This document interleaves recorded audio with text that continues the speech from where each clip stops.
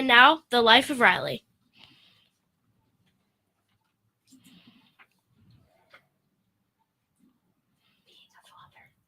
Being a father. Being a father in this hectic modern world and copying with the problems of a teenage youth is being bewildering task for even the most intelligent of fathers. So you can imagine the trouble of a man of Chester A. Riley's mentality goes through. Oh, hi, dog. Sorry I'm late. I had to put in some overtime. Boy, supper's ready. Okay, let's eat. Oh, Riley, I'm so glad you're home. Oh, what's up? It's Junior. That son of yours is just impossible. He's been acting like a lunatic. When he starts acting like a lunatic, he's my son, eh? So what's he done now? Well, he made a date with Linda Walker across the street to take her to the dance tonight. Well, there's nothing wrong with that. It's time he had his first real day. I know, but... After all, he'll soon be 14. When a boy gets to be his age, he starts... Well, he begins to... I could explain this much better if it was a bee or a bird. Would you listen to me a minute? I want him to go on this date, but he won't go. He wants to call the whole thing off at the last minute. Why, don't he like her? He's crazy about her. He's just scared of girls. The kid's no fool.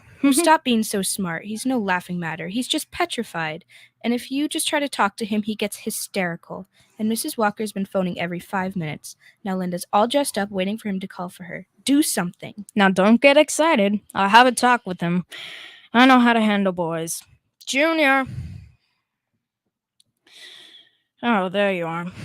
Now, what's all this I hear about this dance? I'm not going. Well, why not? I don't want to talk about it. Now, look here. It's silly to be scared of girls, believe me.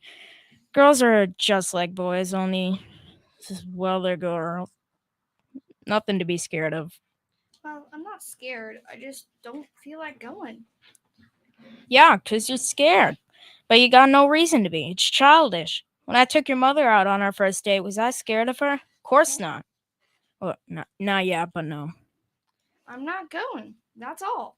Well, why are you so shy? You've got nothing to be shy about, Junior. After all, you've got my looks. Let me put it another way. I'm not going. I'm not going. Now, take it easy, Junior. You don't have to get all hysterical. Let's just talk this over calm without shouting. I don't want to go. You will too go. I am still your father, and I say you go. And you'll do it. I won't. I won't go, and you can't make me. I will make you, Junior. Why, heaven's sake, Riley. Oh, that son of yours is driving me crazy. Well, shouting isn't going to help. Now let's just talk this over quietly. Yeah, you talk. I'm through. I'm going to wash my hands off of him. Oh, Riley, he's just got to go to the dance with Linda. Well, he won't go, so let him take the consequences. He'll grow up, he'll be 40 years old, and he won't know the first thing about women. His kids will laugh at him. I'm through. You can't reason with them. Oh, now, Junior, dear, I know how y'all feel, but it's perfectly natural. Everybody's scared of their first date. Well, Pop wasn't. He wasn't? That's what he says. I guess there's something wrong with me. I feel awful. No, that's ridiculous. You're a perfectly normal boy. Just let me tell you about the first day I had with your father. He worked in my father's hardware store back in Brooklyn, and I used to help out there part-time, but he hardly ever spoke to me. He was living with his mother then, and I remember one time... Do you want some more coffee, Chester? Oh, no thanks, Mom. I'll be late for work. Old man Barker will skin me alive. I'll see you tonight. I'll be home early, Mom. You're always home early, Chester. A boy your age ought to get out more. Well, I always go out after supper. Oh, but you're always in bed by 9. You ought to be going out with girls. Oh, gee whiz, Mom. Give me time. I'm only 21. Isn't there some girl you like? Well, yeah, the Peggy Barker. Your boss's daughter? Yeah, and I see her around the store sometimes. She's so pretty. every time I see her, I get sort of this empty feeling inside of me. Aw, son, you're in love.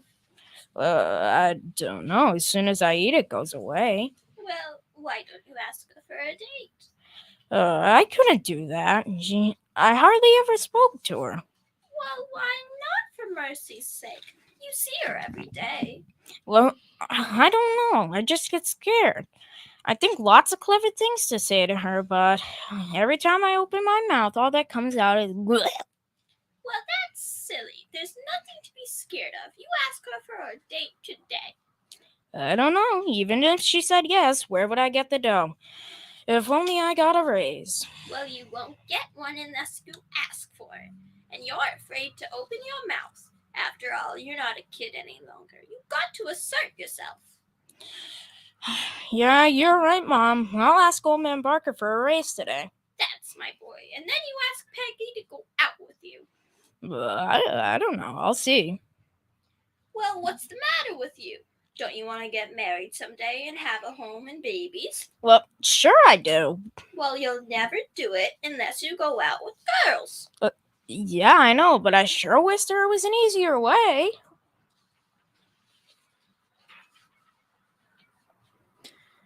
Oh, good morning, Chester. Oh, Miss Barker. Good morning, ma'am. Well, well, nice talking to you. I'll see you later. Oh, wait a minute, Chester. Don't run off like that. I've got work to do. You don't like me, do you? But I do, honest. Well, you never want to talk to me. You're always rushing off somewhere. Well, I said good morning. Like what? Well, there's lots of things I'd like to say to you. Like what? I don't think you like me after all. But I do. Oh, don't go away, Peggy. Yes, Chester? Well, I was thinking maybe you and me, that is, if you'd really like to, we might, the two of us, some night, if you're not busy. I was hoping you might like to, of course, if you're tied up, I understand. No hard feelings, some other time. Chester, are you asking me for a date? No, maybe? But first I gotta see your father. Excuse me. Come in. Mr. Barker, sir, can I see you a minute? Make it snappy, Riley. There's a store to look after. Well, sir, it's this way. I've been working for you over a year now, and I was thinking that if you could see your way clear to, maybe you might, just a small, not that I'm really worried. I know times are tough, business has fallen off, and Taxes and overhead, and I see your point. No hard feelings. Some other time. Just a minute, Riley. Are you asking me for a raise? oh no, but as long as you brought the subject up, I thought maybe. Well, times are tough, but I'll give you $3 more a week. That'll make it 18. You're really not worth that much. But I'm making 18 now. You are? Yeah. Well, that ought to be enough money for a young man without responsibilities. It'd be different if you were a married man. But I would like to get married. Have you got a girl? Yeah, sorta. I can't afford to take her out much unless I get a raise, though. Are you planning to marry her? Yeah, if she'll have me if I ever get enough money saved up. Oh, Riley, don't put off marriage on that account. Move in with your in-laws for the first year. Well, gee, I never thought of that. Thanks, boss. All right, Riley, I'll raise you to 25. Oh, 25? Oh, boy. Oh, gee. Oh, thanks, Mr. Barker. Thanks, boss. Bring your girl around someday. I'd like to meet her. Oh, you know her. Well, who is she? Your daughter. What? You've got your nerve. You have the gall to expect a girl like my Peggy to marry a miserable $18 a week clerk. 25. You just gave me a raise, remember? You're not going to go back on your word, are you, boss? Okay, all right. The raise stands. You get 25. Ah, thanks. And now you're fired. Fired? I'll take 18. Get out. 17? You're fired. Well, what a revolting development this is. You have just heard the first act of The Life of Riley, starring William Bendix as Riley and Now back to Life of Riley, starring William. And now back to Life of Riley, starring William Bendix as Riley, with Paula Winslow and John Brown. Mrs. Riley is telling you, Junior, the story of Riley's first date with her.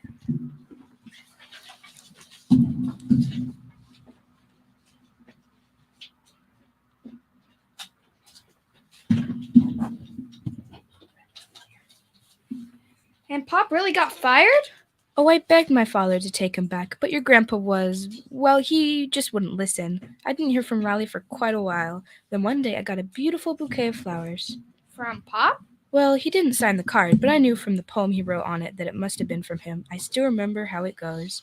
To you, my darling Peggy, I send this bunch of roses to tell you that I love you from your head down to your toeses. Oh, brother. I guess it is pretty corny, but I didn't think so then. Oh my, I was so excited. Then when Papa came home and did what he did, I was so furious. I had just arranged the roses when... Peggy. Here, Papa, in the living room. Oh, I've had a hard day. Oh, Papa, look at the beautiful roses. Roses? You know I can't stand being around roses. They make me sneeze. Oh, it's just in your imagination. It certainly is not. Achoo! That wasn't my imagination. Get rid of them. No, Papa, can't they stay in the kitchen? They're from Chester. Oh, that Riley oaf? He's not an oaf. I like him. Well, I'm not gonna be kept out of my own living room because of that nincompoop. Poo. He's just trying to get next to you so he can get his job back. Well, that's not true. He likes me and I like him. Well, I don't, and I'm not gonna sneeze all night on account of him. Give me those flowers. Papa, what are you doing? They're going out the window. No, oh no, Papa, don't. Achoo! Hey there, young man. Just a minute. You mean me, officer? Yes, I do. What are you doing around here? Oh, nothing, officer. You've been hanging around this house for over an hour. I'm just waiting for a girl. She a little late for your date, ain't she?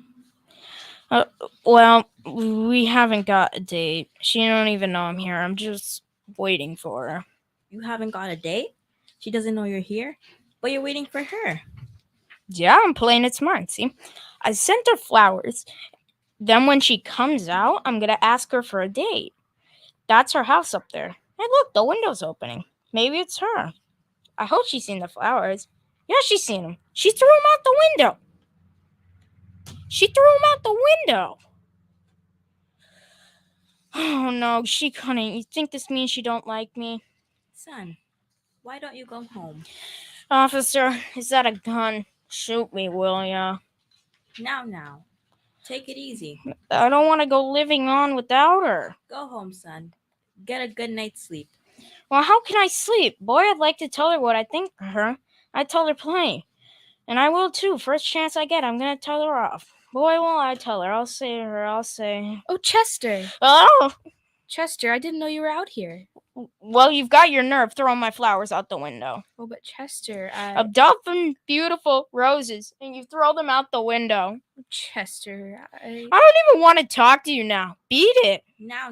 That's no way to talk to a young lady. Oh, and after what she's done to my flowers, officer, you don't know the trouble I went through stealing them. Some dumb cop almost caught me.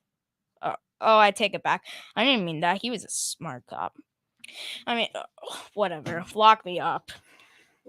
Well, I don't know. That'll be letting you off easy. I think you've got a worse punishment for you. Stay here with your girl, kiss and make up, and get married. Good night. Oh, Chester, I didn't throw your flowers away. You didn't? No, Papa did. He has rose fever. I came down to get him back. I thought they were beautiful. Gee, Peggy, did you? Oh, it's wonderful to see you again. Then why didn't I hear from you sooner? I thought you were going to ask me for a date. Yeah, well, I wanted to get a job first. And I got a swell one. I can take you out to a real classy joint now. And if you'd like to go with me, well, maybe you don't want to. Well, no hard feelings, some other time. I'd love to go with you. You would, honest? Of course. Oh, gee, I never thought I'd have a date with you. I mean, you go out with fellas like City Monahan. He makes big dough and he drives a Hupmobile and everything. Oh, I'd rather go out with you anytime. You really mean that? This is how much I mean it. Peggy, you kissed me. Oh, Peggy, this is the first time I was ever kissed. But Chester, you're 21. Yeah, I know. Believe me, if I had known it felt like this, I would have done it a lot sooner.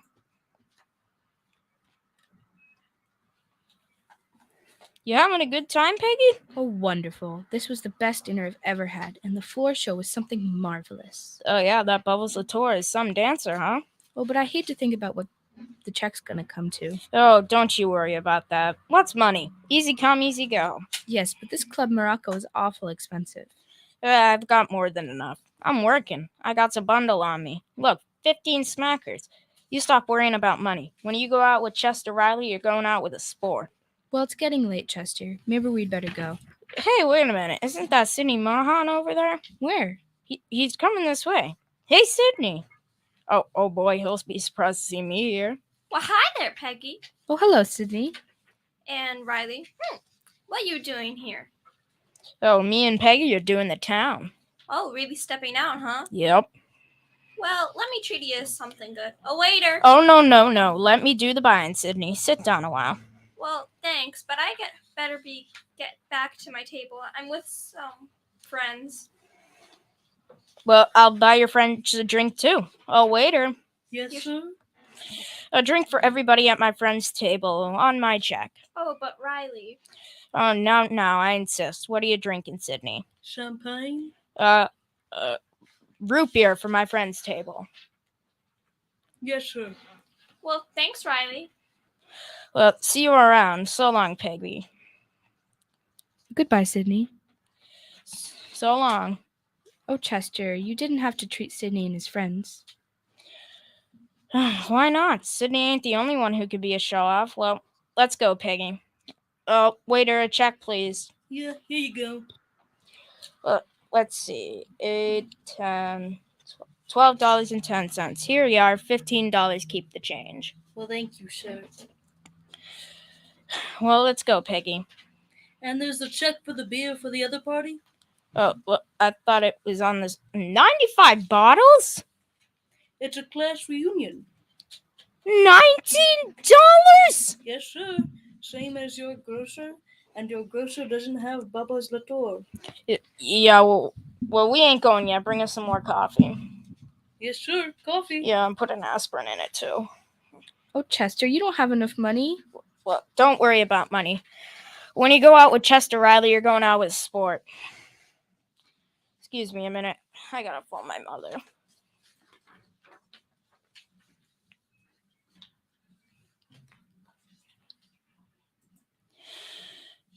Yeah, but Miss Wilson, I gotta talk to my mother. It's very important. Where did she go? To the movies? But I gotta get in touch with her. Listen, will you please go to the movies and find her and tell her to come right down to Club Morocco? Yeah, the Club Morocco. And to bring $19 with her? Yeah, and 60 cents. Thanks. If I don't get that doll, I'll be carried out of here feet first.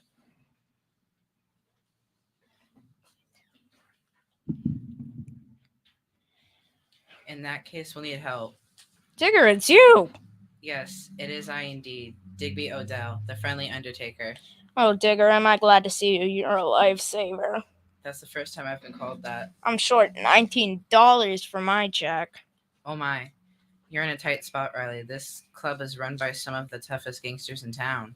If you don't pay up, they'll give me the business. No, you mean they'll give me the business. When they give you the business, they give me the business. Digger, can you lend me the dough? I'm awfully sorry. I haven't that much on me. Well, couldn't you dig something up for me? They wouldn't accept what I dig up. They want money. I guess I'll have to wait till my mother gets down here. You'd better hurry. If you're here after 10, they slap a $2 cover charge on you. $2? They got a nerve. In my business, the cover charge is much higher. Suppose my mother don't come. Well, I gotta get out of here. There's only 2 ways to get out of here. One is to sneak out the back. Yeah, what is the other way? Let's not talk shop. You'd better sneak out. How? I know a way. Through that door to your left, and then wait, I'll...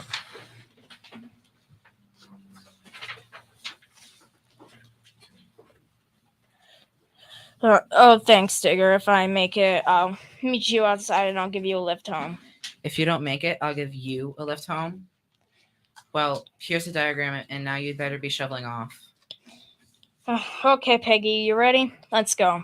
But Chester, this check, it's Don't worry about that now. It's all fixed. Now let's get out of here. not that way, Chester. Go to the right. Well, this way is shorter. Come on, Peggy. Hurry up. Now through this door and... now, come on. But Chester, are you sure this is the way out? Yeah, sure. Come on through this door. Oh, this is the kitchen. Quick, right through here. Chester, we're going the wrong way. This is where they wash the dishes. Trust me, I know what I'm doing. In here, quick. Oh, this is the furnace room. Yeah, we're on the right track. Now up these steps. Hurry up, Peg. But Chester... I'll explain later. Now through this door and up this ladder. I'll go first. You follow me. Oh, Chester, it's so dark I can't see. Well, hold on to me. We're almost at the top. There. Okay, now where's that trap door? Oh, I see it. There, I'll get out first and pull you up. Give me your hand now. All right. Ups to Daisy, here we are. Why, we're on the roof. Well, don't worry, we can get down. There's a fire escape on the next building here. Step out on the sledge. Why, how we'll get across? It's so wide. It's only 3 feet. We'll jump. Oh, There, come on, Peg, jump. Chester. No, don't be scared. It's a clinch. Come on. Not a girl, now down the fire escape. Hurry. It doesn't go all the way down. No, we have to drop down. Hang on to the last rung and let yourself go. It's only 12 feet. Oh, Okay, Peg, let's go. Don't be scared. oh, Chester, There, we made it. Well, that was easy, huh? Why did we have to go through all this? Well, to tell you the truth, I didn't have enough money to pay the check. Oh, while you were gone, I paid the check. Huh? I realized you didn't have enough money, and No, I don't take money for a girl. Let's go back. Oh, now don't be silly, Chester. You'll pay me back. Yeah, how? All that money? It'll take me years and years. Peggy, will you marry me? You better. It's the only way to get even.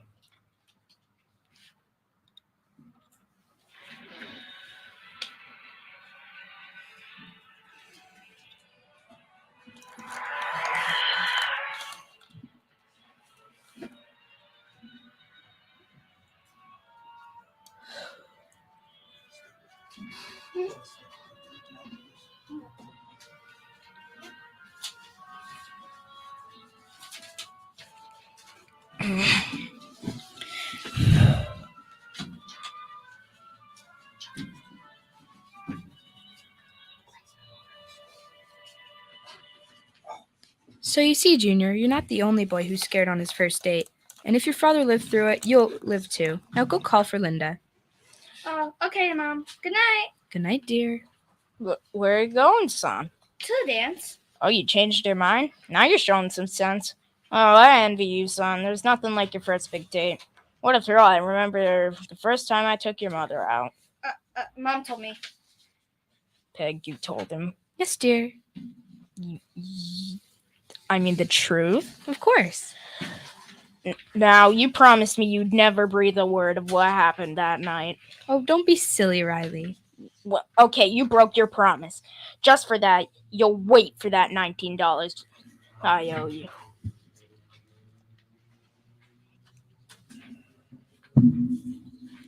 Peg, you know something?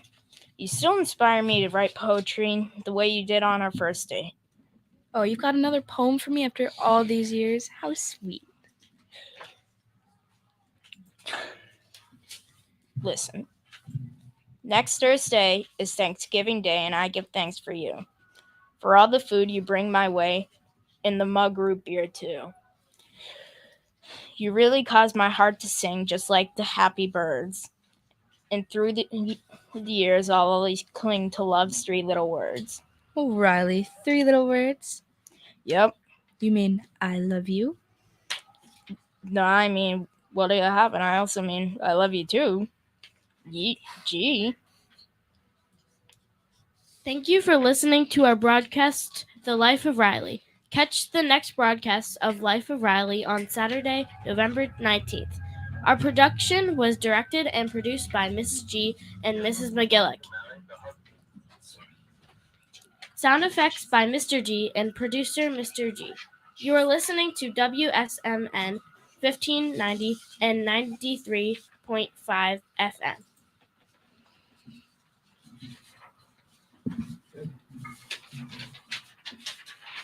Stay tuned for another great show, The Inner Sanctum Mysteries. This has been Alexa Merlin, your announcer.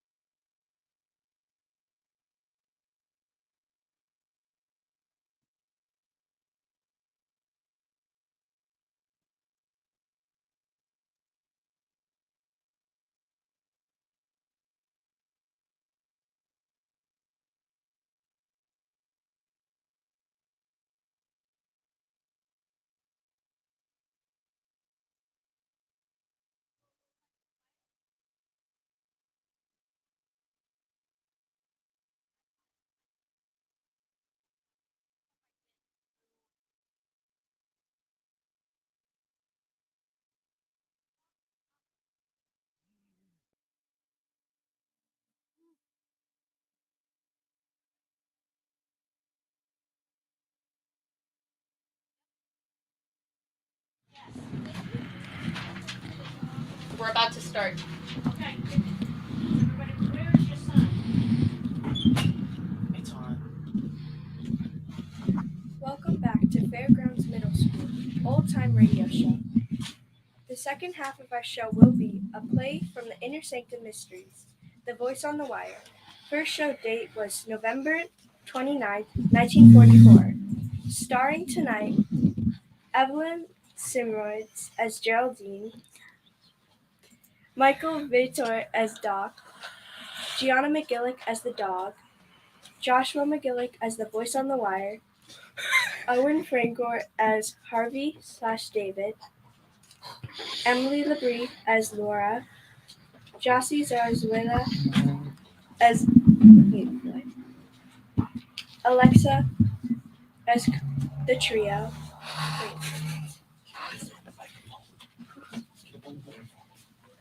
and your host, Maggie Principe, and I, your announcer, Charlotte Sanford.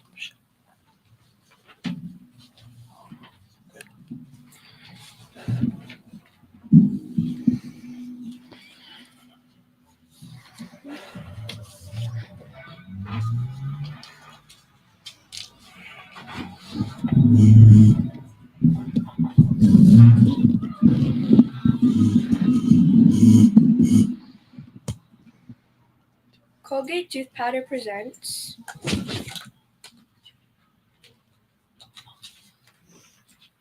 Inner Sanctum Mysteries.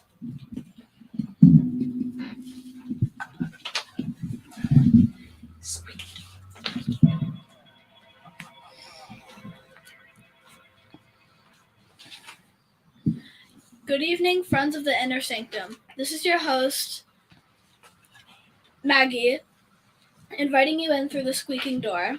Well, it's so nice of you to come here tonight and help me sit up with the corpse. He's such dull company, so cold and stiff, bored with being dead. All the, life seems to have gone out of him. What? You say you've seen him before? Oh no, he's not that horror man who plays in pictures. But he does look like him. So much so, in fact, you might even call him a dead ringer. Mwahaha!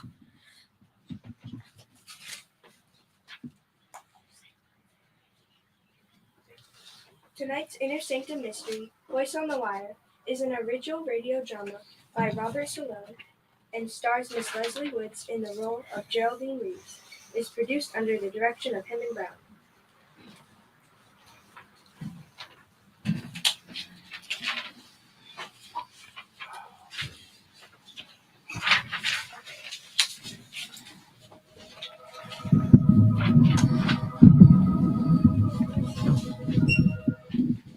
Use Colgate tooth powder. Keep smiling just right. Use it every morning and use it at night. Don't take a chance with your romance. Use Colgate tooth powder. Romance. What is romance? Romance is the light on the path of love, but a light so delicate that even a breath may put it out. Even a breath. You would hate that to happen to you, wouldn't you? Well, don't let a breath of trouble ruin your romance. Don't let unpleasing breath offend the one you love. Tell you what, brush your teeth night and morning and before every date with Colgate tooth powder, because scientific tests have definitely proved that in 7 cases out of 10, Colgate tooth powder instantly stops unpleasing breath that originates in the mouth. And, let me add, Colgate tooth powder is the only tooth powder that offers proof of this fact. And then, 2, Colgate tooth powder cleans your teeth beautifully. No amount of money can buy you a dentifrice that will clean your teeth more quickly and thoroughly. Remember the name, Colgate tooth powder, with the accent on powder. Don't take a chance with your romance. Use Colgate tooth powder.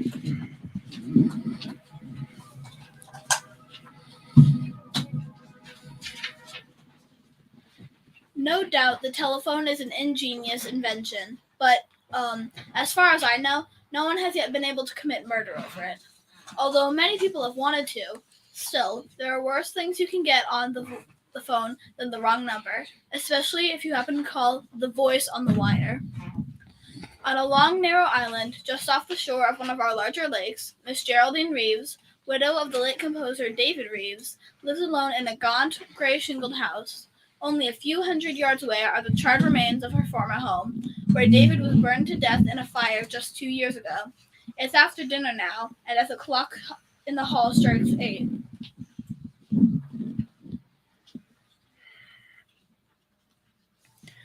You've got to get a hold of yourself, Geraldine. I can't help it, Doctor. You see, it starts every night, about this time. What starts? The music. David's last composition. I hear it being played on the piano, and the notes seem to come from the old house. The house where David died in the fire. Well, perhaps someone is playing that piece on the piano. Someone on the island. No. There's only one other house out here, and these people are away. And the dog. The dog keeps howling all night. What dog? I don't know. There's no dog on the island, but David and I did have a dog. Remember? He stayed with David the night of the fire. He died with him because David was too ill to get out of bed. There it is. There it is again. It's amazing. That's a real dog. Somewhere on this island. Oh, do you think so? Why, of course. Probably come from Stray, got across the bridge, or swam over from the shore. Well, you see, Oh, excuse me, Doctor. Certainly. Hello? Hello, Miss Geraldine Reese. Yes, speaking. Who is this? Listen.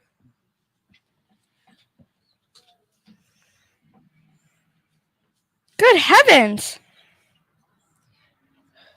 You have 4 hours to live, Miss Reeves. 4 hours to live. What? What did you say? Hello? What's the matter, Geraldine? The music. The same music. I heard it again. What? Over the phone. Someone's playing it on the piano. It must be some sort of prank. No. A man spoke to me. He said I have 4 hours to live. 4 hours to... Here, let me have that phone. No, it's no use. He just rang off. Well, we might be able to trace the call. Hello? Operator? Someone's trying to kill me! Hello? Operator? What's wrong, Doctor? I'm afraid the wires have been cut. We'd better get into my car and drive into town right away. Yes. It is not safe for me to be here another minute. Can't understand. Oh my god.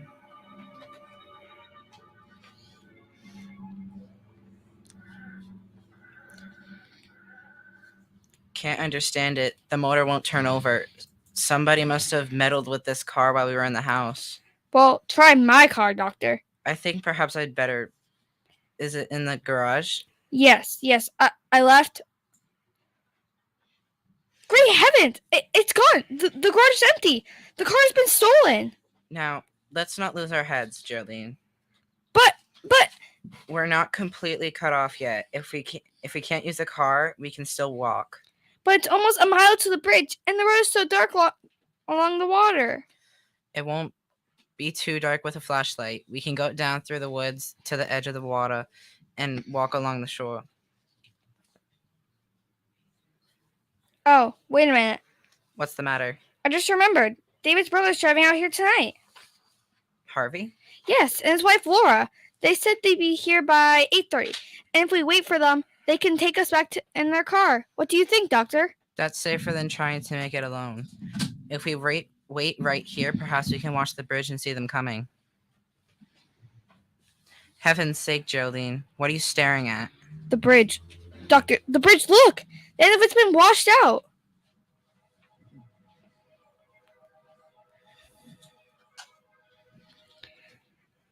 Oh, Doctor, this is crazy. Searching for a telephone wire in the back of the house. If we've seen out here, there's no telling what might happen. Please, Geraldine, we've got to find out where that wire was cut and splice it together again. It's our only chance of reaching the police. But it's almost 9 o'clock. We faced an hour already. If we start out here by 12... Stop it. Geraldine, stop it. I'm sorry. I didn't mean to.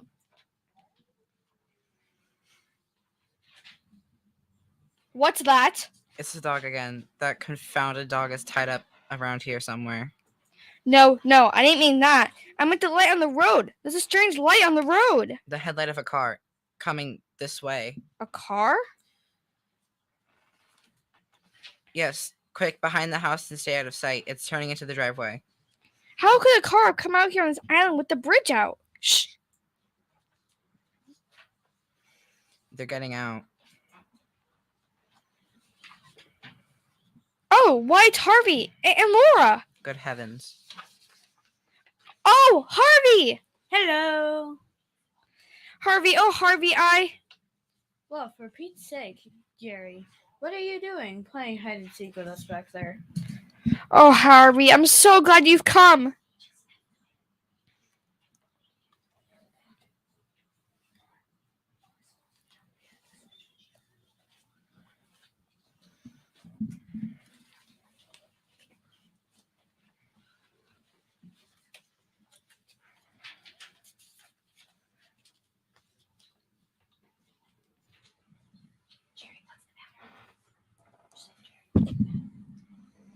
Jerry, what's the matter?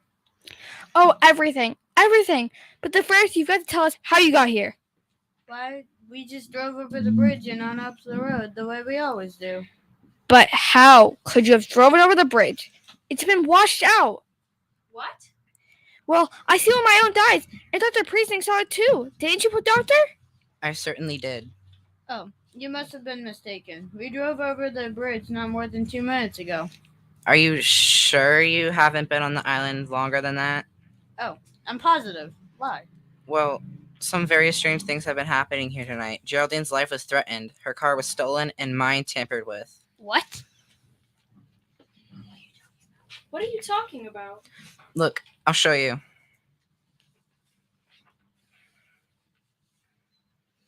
The starter in my car won't even turn the motor over. Here. By George, it's working now. Say, what is this, Jerry? Have you and the doctor been taking a few pills? Or did you drink too much wine at dinner? No. Everything he says is true. Even the telephone wire has been... I must be going out of my mind. That is my telephone ringing, isn't it? Yes, of course. Aren't you going to answer it? I'm almost afraid to. Come with me, Harvey. Will you? While I do? Sure. Hello?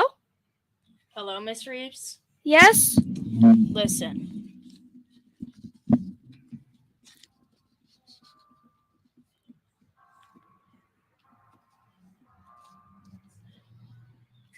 It's 9 o'clock, Miss Reeves. You have 3 hours to live.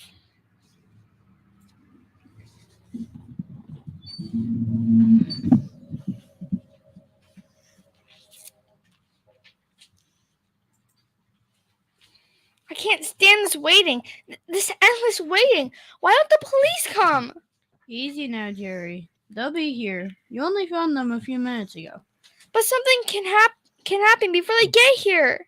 I have a gun ready, just in case anything should happen, and I won't hesitate to use it. You have a gun, Doctor? Wire, yes, Geraldine gave it to me before you arrived. Oh, What's the matter? You trust me with a gun, don't you? why, of course I...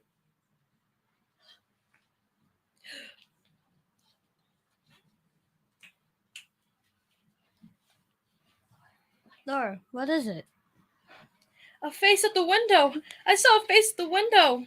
Look, please, you're letting your imagination run away with you. No, I saw it right there! The face of a dead man! Quick, Harvey, out the back now. Right. No, please don't leave us! We'll be right outside the window.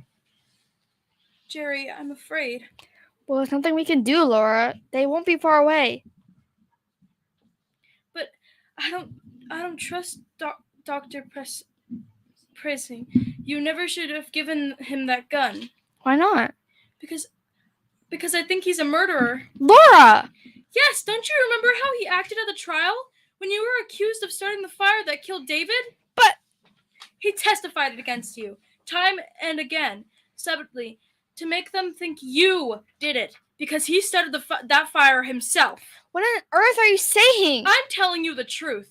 During the trial, he swore that he wasn't on the island the night of the fire, but he was, and I can prove it. How? By this cigarette case of his. Here, look at it. You see how it's charred and melted on the side where his initials were? He must have left it in the fire that night, by mistake. But he couldn't have. The police searched everything next morning. They would have found it in the ashes. Not if it wasn't there.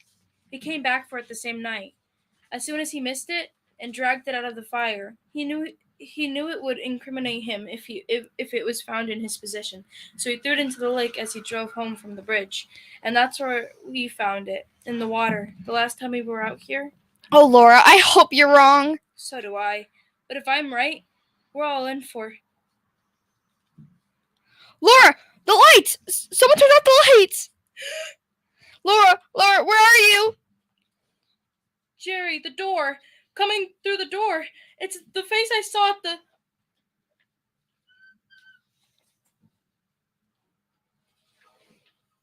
Laura!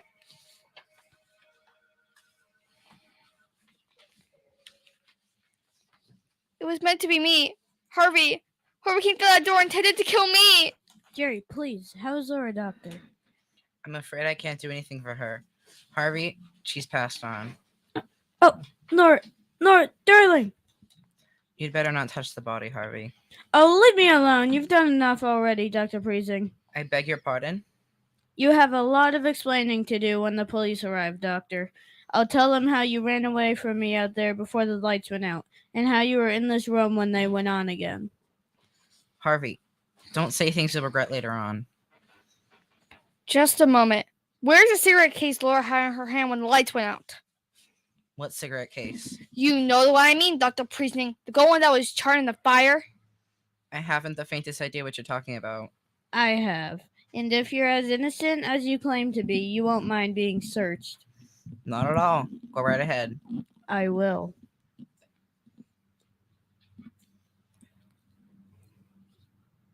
Whom are you calling, Geraldine? The police. I can't understand why they haven't arrived yet. It's almost 10 o'clock. Maybe some things happened to them on their way. Maybe their car broke down. Their car, too? Huh? Nothing. Only it seems as if your car's the only one that works when you want it to. Headquarters. Oh, Sergeant! I can't understand why your men aren't here yet. A murder has been committed. Do you really think you've been calling the police department all this time, Miss Reeves?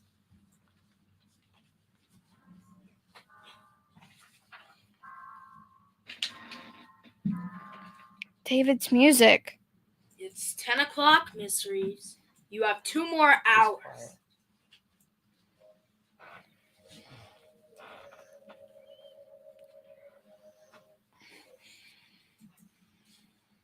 Jerry, are you in your room?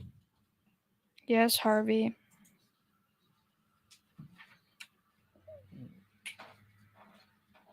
What is it? This is our chance, Jerry. We've got to run away from Dr. Priesing now, while we're alone. Yes, of course, Harvey. But how will we go? In my car. It's just... Wait a minute. Listen. What is it? Sounds like footsteps in the living room. Priesing must be in there. No, I saw him go outside. He said he wanted to see if he could find the dog. Well, there's someone in there. I'm going to find out who it is. Be careful, Harvey. He may be standing just outside the door. Yeah. All right. You stay behind me. Is anyone there? Is anyone in the living room? No, there doesn't seem to be. Don't overlook me, Harvey.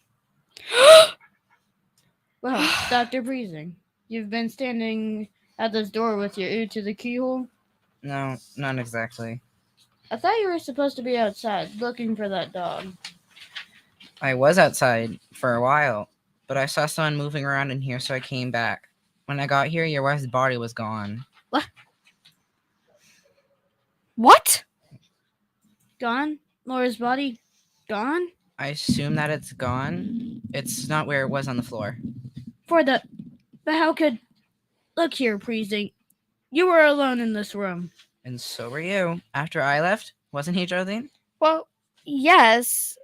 Now I think back, he was. Certainly. What's more, Geraldine saw me leave the house, and when I left, the body was still here. After that, I don't know what happened. What are you driving at? Draw your own conclusions. I've drawn mine. Why you? Harvey, stop it! Stop it! I'm sorry, Jerry. I just.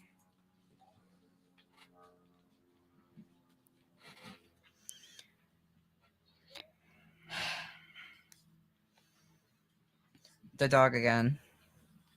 Yeah. I can't understand why you didn't find that dog, Dr. Priesing. He must be right out there where the old house used to be.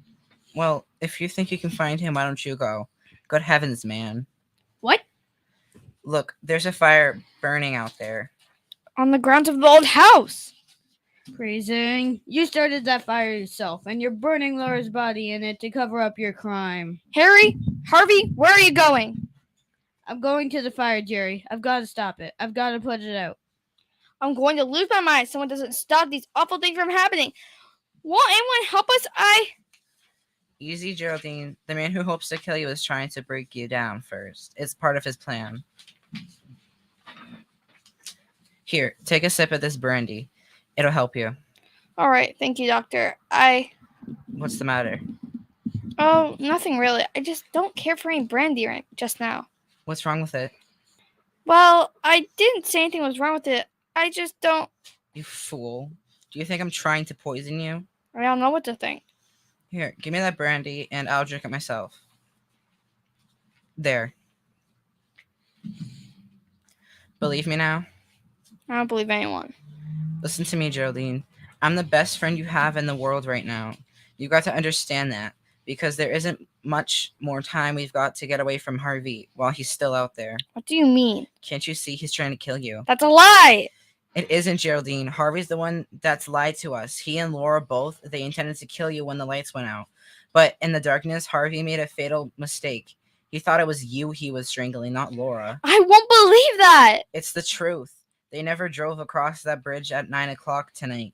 They've been here on the island all evening. How do you know? Because we saw that bridge with our own eyes. And I saw it again just 5 minutes ago. It's still down.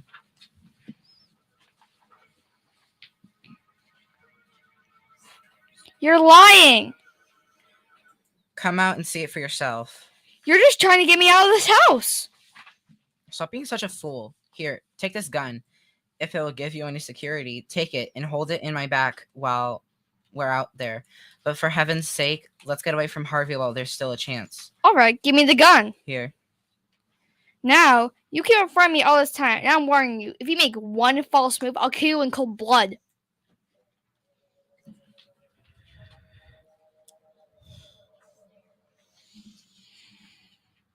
You see? Harvey and Laura were lying to us. The bridge is still down. You're right. They cannot come across this bridge. Of course not. The only trouble is we can't get back over it now either. We've got to get away. Doctor, now, before we're seen. What about that house at the other end of this island? The people are away. But they might have a boat. Yes, of course. They do have a boat. We can row to the main island. Come on, quick. All right.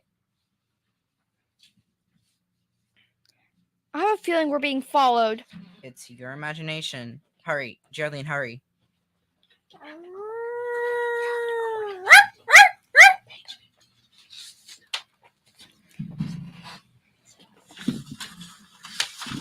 Geraldine, please.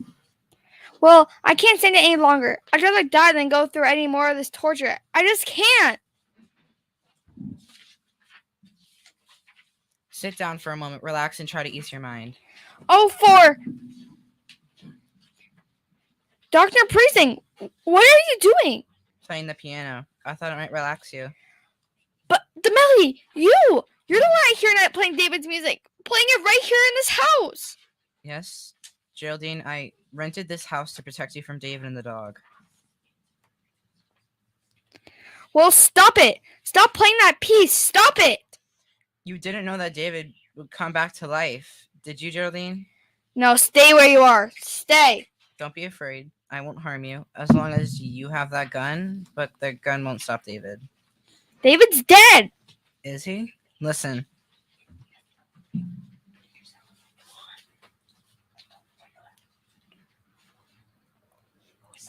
It's right outside the door, and in a moment, he'll be here to take you with him. No!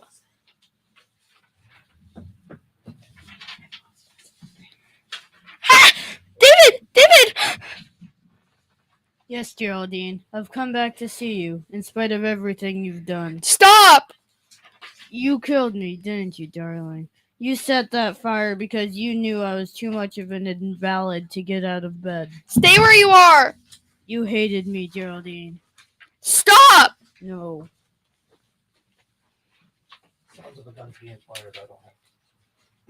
Bang, You're- bang.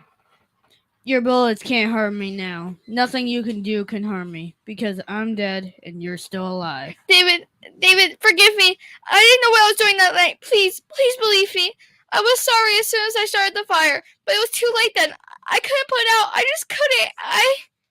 How dare you? How dare you ask my forgiveness when you're still lying? But I'm not lying. I'm not. I told you everything. Why didn't you tell the police? Because I wanted to live. You'll confess everything now? Oh, yes, David, yes, I will. If you'll only leave me alone. Please. It was my cigarette case Laura found in the water. I threw it over the bridge that same night. After I took it out of the fire,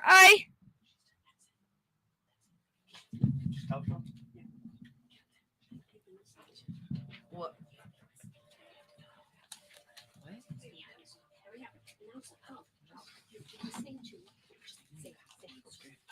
You've been listening to Thank you for listening. Fairgrounds Middle School and USMN. What is that? WSMN 1590 PM. And 93.5 FM. This has been Charlotte Sanford, your announcer. Good night. 1590 WSMN 95.3 FM Nashua. Listen, watch, and stream at WSMN.live.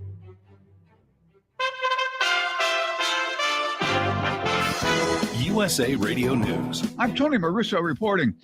Conspiracy theorist Alex Jones has asked a Connecticut judge to throw out a nearly $1 billion verdict against him and order a new trial in a lawsuit by Sandy Hook families who say they were subjected to harassment and threats from Jones' lies about the 2012 Newtown school shooting.